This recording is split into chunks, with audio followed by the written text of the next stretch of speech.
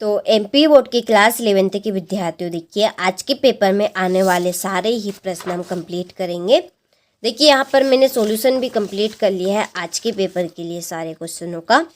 तो देखिए पहला प्रश्न है कि एनटीपी पर 22.4 लीटर नाइट्रोजन का द्रव्यमान उतना ही होगा जितना 22.4 लीटर।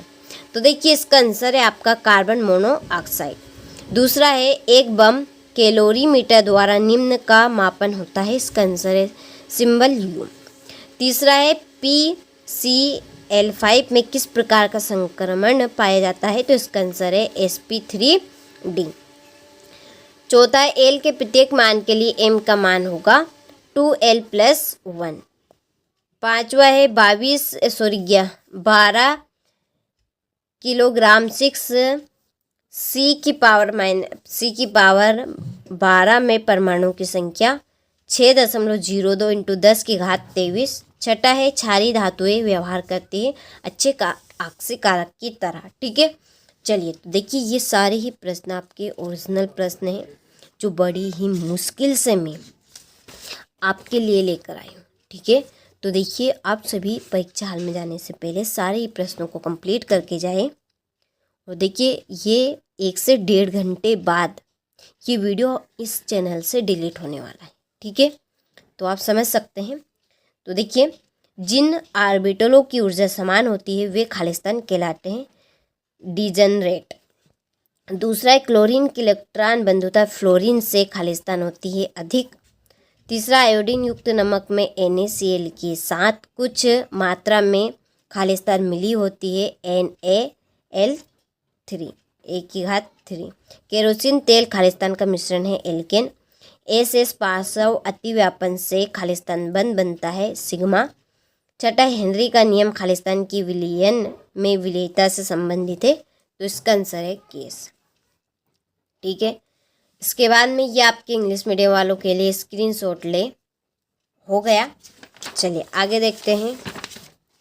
सही जोड़ी बनाइए। पहली जोड़ी हक्कल का नियम, एरोमेटिकता, हीरे की संरचना क्या होगी, त्रिविम जालक या सम चतुर्फलक। पीएच स्केल, सोरेनसन बम कैलोरीमीटर, आंतरिक ऊर्जा। और पांचवा है इलेक्ट्रोमेरिक प्रभाव की जोड़ी अस्थायी प्रभाव। ठीक है, चलिए इसके बाद में ये आपके इंग्लिश मीडियम वालों के लिए हो गया। क्वेश्चन नंबर 4 में एक वाक्य में उत्तर लिखिए। कार्बोनियम में कार्बन पर कौन सा आवेश होता है, तो ऋणावेश। दूसरा पीएच मान निकालने का समीकरण लिखिए। pH बराबर -लॉन्ग ब्रैकेट में H धनायन। तीसरा NaCl H2O व NH3 में किसकी एंट्रॉपी का मान अधिक होगा, NH3।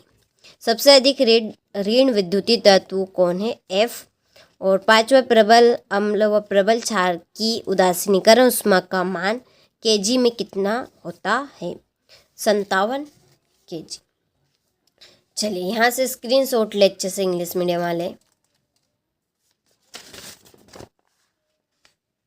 देखिए ये है आपके सत्य, इनको आपको पढ़ लेना है। देखिए टिक मार्क मैंने कर दिए, आपका ज़्यादा समय बर्बाद ना हो इसके लिए यहाँ से इंग्लिश मीडियम वाले ले स्क्रीनशॉट।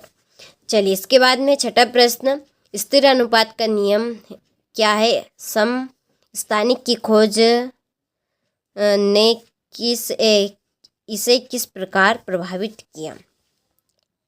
यहाँ से आप 7वें प्रश्न का स्क्रीनशॉट लें, ये इसका अथवा हो गया। देखिए इसके बाद में 8वां प्रश्न, अक्रिय गैसों के आयनन विभव उच्च होते हैं क्यों, ऋण आयन की आयनिक त्रिज्या परमाणु त्रिज्या से अधिक होती है क्यों। अनुनाद ऊर्जा से क्या समझते, अम्ल व क्षार की ब्रांडस्टेड लोरी अवधारणा को उदाहरण से ही समझाना है। प्रेरणिक प्रभाव किसे कहते हैं, इसके उपयोग आपको देने हैं। ठीक है, चलिए इसके बाद में 13वां BSc क्या है, इसका उपयोग विलेयता गुणनफल की परिभाषा देकर इसे स्पष्ट आपको करना है। यहाँ से स्क्रीनशॉट ले, ये आपका 16वां प्रश्न है। ठीक है, देखिए सारे ही प्रश्न आपका मोस्ट इम्पोर्टेंट है और ओरिजिनल प्रश्न है जो आपके लिए बड़ी ही मुश्किल से मैं लेकर आई हूँ। ठीक है, तो देखिए ये आपका सत्रवा व्यंजन से प्राप्त कीजिए। इसके बाद में है 18वां कैथोड किरणों के प्रमुख गुण आपको लिखने हैं। 19वां ऊष्मागतिकी का प्रथम नियम क्या है, इसका गणितीय व्यंजक प्रतिस्थापित आपको करना है। उत्क्रमणी प्रक्रम और अनुत्क्रमणी प्रक्रम में अंतर आपको लिखने हैं। ठीक है, चलिए तो आपने सारे ही प्रश्नों का अच्छे से स्क्रीनशॉट ले लिया होगा, तो कंप्लीट आपको सारे ही प्रश्न अच्छे से करके ज़रूर जाने हैं। ठीक है।